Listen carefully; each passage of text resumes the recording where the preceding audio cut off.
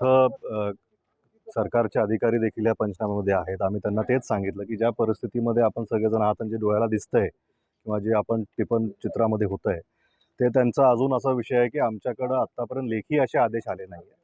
म्हणजे माझी शासनाला आणि मुख्यमंत्री साहेबांना हीच विनंती राहील, की आपले जे तोंडी आदेश आहेत, ते जरी जिल्हा प्रशासनाला कळलं, की तोंडी आदेश हे त्यांचे आदेश समजूनच कामाला लागावं. त्याच्यामुळं आज शेतकऱ्यांची जी परिस्थिती आहे ना, आजही आपण जे बघतोय आणि जे काही सरसकट सोयाबीनचंच फक्त सध्या मदत द्यावी किंवा नोंद घ्यावी असं त्यांना जे आदेश दिलेले, की प्रत्येक पिकाचं आता इथं ऊसही आडवा पडलेला आहे, रस्ते खरडून गेलेले आहेत, लाईटीचे पोलं खाली पडलेली आहेत, गावातलं नुकसान झालेलं आहे. अनेक नुकसान या परिसरामध्ये आणि आताही धो-धो पाऊस चालूच आहे आणि अजून अजून किती दिवस पाऊस राहणार आहे आपल्याला माहीत नाही आणि त्याची परिस्थिती बघितली पाहिजे. दुसरीकडं आज जी मदत जाहीर झाली, शेतकऱ्यांकडे संभ्रम असा आहे, की शेतकरी म्हणा आम्हाला किती रुपये हेक्टरी मदत मिळणार आहे, ह्याच्यावर काही स्पष्टता नाहीये. अधिकारी काही सांगू शकत नाहीयेत. त्यांचं पीक आता आपण बघताय, की हे पूर्ण पीक ह्या ताईंचं आहे 3.5 एकर यांनी पेरलेलं आहे. सगळं पाण्याखाली आहे. आता काढायला जरी कुणी गेलं मध्ये, तरी तो खर्च निघणार नाही. त्यामुळं आता कुठेतरी सरकारनं आत्ताच्या वेळेस माझी विनंती सरकारला राहील आणि कुठेतरी आपण शेतकऱ्यामध्ये मागणी की ओला दुष्काळ हा जाहीर व्हावा.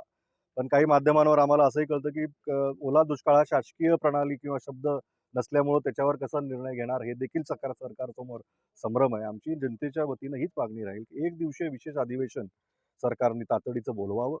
त्याच्यामध्ये ह्या ज्या काही निकष आहेत किंवा ज्याच्यामुळं अडथळे येत आहेत, की ज्याच्यामुळे आपल्याला शेतकऱ्याला मदत करता येत नाही, असा जो काही एक भाव जनतेच्या मनात आहे, की त्याच्यासाठी विशेष अधिवेशन घेऊन या सगळ्या बाबी सरकारनं तिथं मांडाव्यात.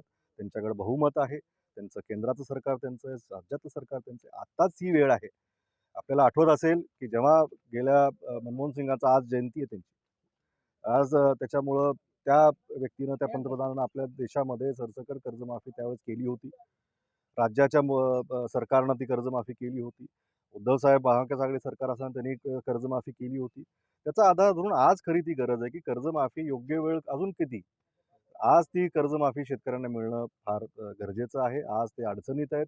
सरकारनं धावून जास्तीची मदत शेतकऱ्यांच्या पदरात पाडावी, अशी आमची शेतकऱ्याच्या वतीने मागणी आहे.